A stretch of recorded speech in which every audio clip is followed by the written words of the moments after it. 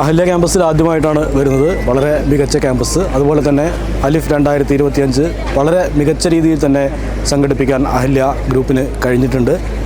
അലിഫ് 2025 ഭാഗമായുള്ള മാധ്യമ സെമിനാറിൽ സംസാരിക്കുന്നതിന് വേണ്ടിയാണ് ഇവിടെ എത്തിയത്.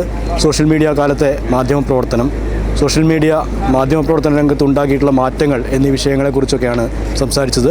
വളരെ നല്ല രൂപത്തിൽ സംഘടിപ്പിക്കപ്പെട്ടിട്ടുള്ള സാഹിത്യോത്സവവും അതിൻ്റെ സെഷനുകളുമായിരുന്നു. പ്രത്യേകിച്ചും മാധ്യമ സെഷൻ എന്ന് പറയുന്നത് ഓഡിയൻസിൻ്റെയൊക്കെ വളരെ നല്ല രൂപത്തിലുള്ള ഇടപെടൽ ഉണ്ടായിട്ടുള്ള ഒരു സെഷനായിരുന്നു. നമ്മുടെ മാധ്യമരംഗത്തെ എത്രത്തോളം പൊതുജനങ്ങൾ, സമൂഹം ശ്രദ്ധിക്കുന്നു എന്നുള്ളതിൻ്റെ ഒരു റിഫ്ലക്ഷൻ തന്നെയായിരുന്നു ഇവിടുത്തെ സെമിനാറിലേക്ക് ഉണ്ടായിരുന്നത്.